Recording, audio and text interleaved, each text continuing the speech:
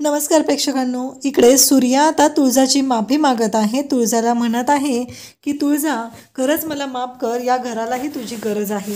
सर्वांच्या समोर सूर्याने तुळजाची माफी मागितलेली असते. तेव्हा सूर्याला हाताला पकडून तुळजा बाहेर घेऊन जाते.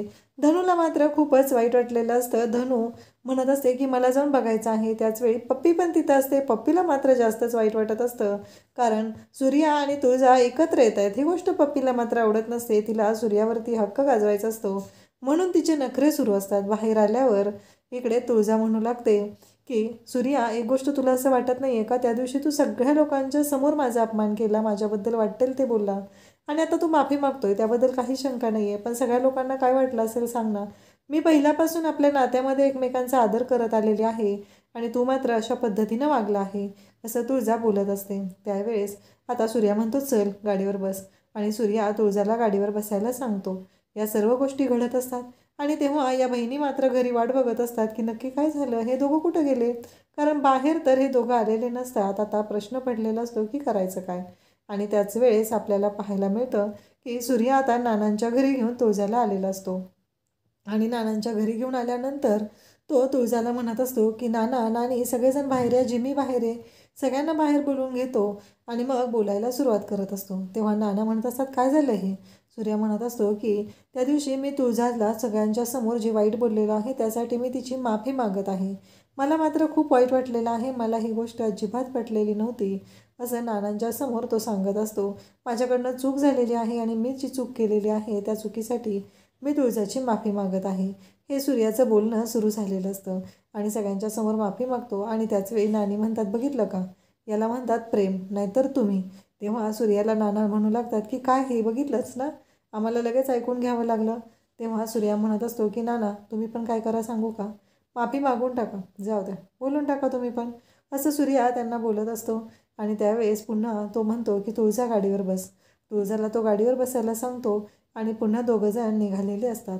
तुळजाला कळत नसतं की सूर्याच्या डोक्यात काय आहे. सूर्या म्हणत असतो की त्या दिवशी पार्टीमध्ये जेवढी लोकं होती तेवढ्या सगळ्यांच्या घरी जाऊन मी तुळजाची माफी मागणार आहे, तेवढ्या सगळ्यांच्या घरी तुळजाला घेऊन जाणार आहे. इथे या सगळ्याजणी बसलेल्या असतात की काय झालं आहे नक्की, कुठं असतील दादा वहिनी, काय झालं असेल, असे अनेक प्रश्न त्यांना पडलेले असतात.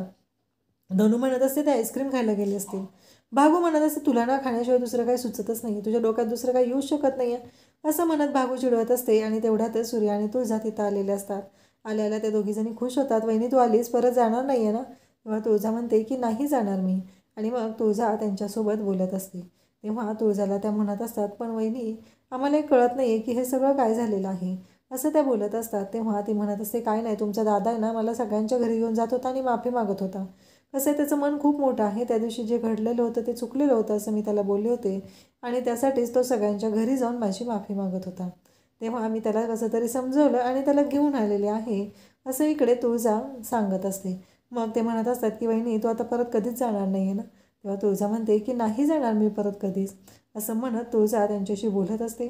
आणि मग सगळेजण खुश होतात, आणि आज सगळं गोड बनवायचं आहे, आणि आजपासून रोजच आपण गोड बनवायचं आहे असं त्यांचं सगळ्यांचं ठरलेलं असतं.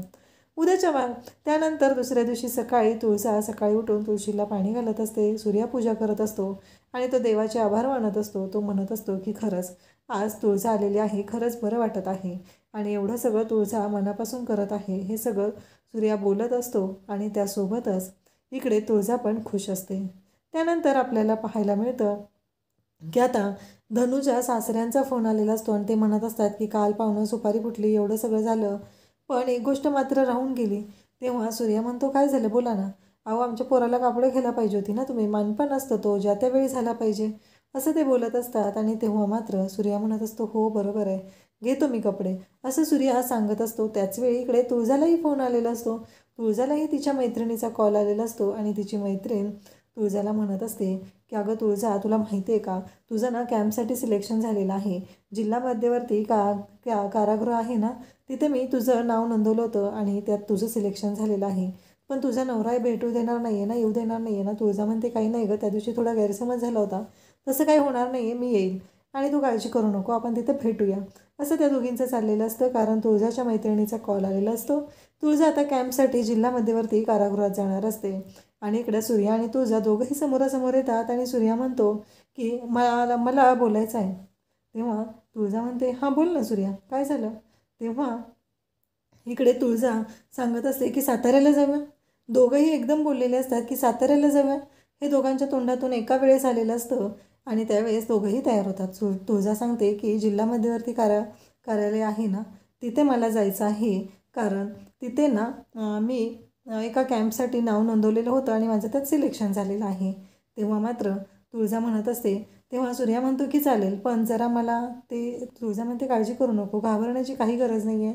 पोलीस असतात तिथं आमच्या मदतीला आणि ज्या संस्थेकडून आम्ही काम करणार आहोत ती संस्थाही खूप चांगली आहे, असं बिनधास्तपणे इकडे तुळजा सांगत असते.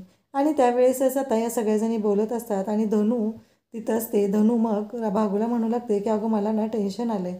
आत्ताच बघ ना, दादाचं लग्न झालं, अक्काचं लग्न झालं, आता माझ्या लग्नाचं. दादावरती किती किती पैशाचं टेन्शन येत आहे बघ ना, आणि आता हे माझं लग्न होणार आहे. या सगळ्यामुळं दादाला किती टेन्शन येत असेल. एकटा दादा कसं कमवणार आणि काय करणार, असे अनेक प्रश्न तिला पडलेले असतात आणि ती बोलत असते.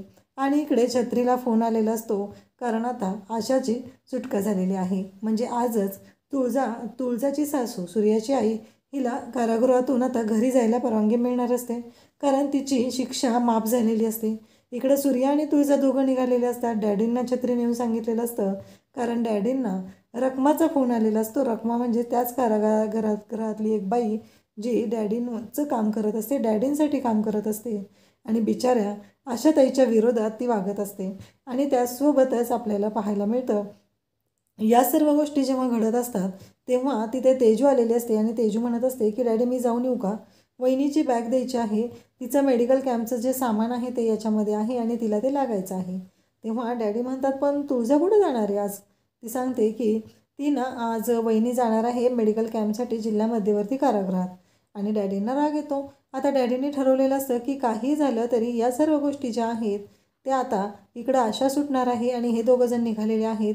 आणि मग तुळजाला आता सामान मिळतं आणि ती निघालेली असते. तर उद्याच्या भागात आपल्याला पाहायला मिळणार आहे की आता आशाताई सगळं आवरत असतात, कारण त्यांची सुटका झालेली आहे. त्यांना लवकरच आता घरी जायचं आहे. त्या खुश झालेल्या असतात, माझ्या लेकरांना मला भेटता येणार आहे, ही एक आशा त्यांच्या मनात असते. पण हा जो मूर्ख डॅडी आहे त्याने खूप मोठा डाव आखलेला असतो, कारण त्या रकमीला सांगून असं काहीतरी सामान त्या आशाताईंच्या बोचक्यात ठेवलेलं असतं आणि आशाताई निघालेल्या असतात. तेवढ्यात जेलर साहेब तिथे येतात आणि म्हणू लागतात की तुम्ही अवैध धंदे इथं करत आहात. आणि मग आशाताईंचं सामान चेक केलं जातं आणि त्या सामानामध्ये जी गोष्ट सापडते ते पाहून सगळ्यांनाच धक्का बसलेला असतो आणि आशाताईंना पुन्हा आता जेलमध्ये घेऊन जात असतात. तर इकडे सूर्या आणि तुळजा दोघंही तिथं पोचलेले असतात. आशाताई मात्र रडत असतात आणि त्यांना कुठंतरी जाणवतं, अरे आपला मुलगा आलेला आहे. रक्ताचं नातं असतं, एकमेकांशी नाळ बांधलेली असते आणि बरोबर ती नाळ जोडलेली असते. ती नाळ त्यांना दाखवून देते की हे आपलंच लेकरू आहे आणि आपलं लेकरू आज आपल्यापर्यंत पोहोचलेलं आहे, ही जाणीव त्यांना होत असते.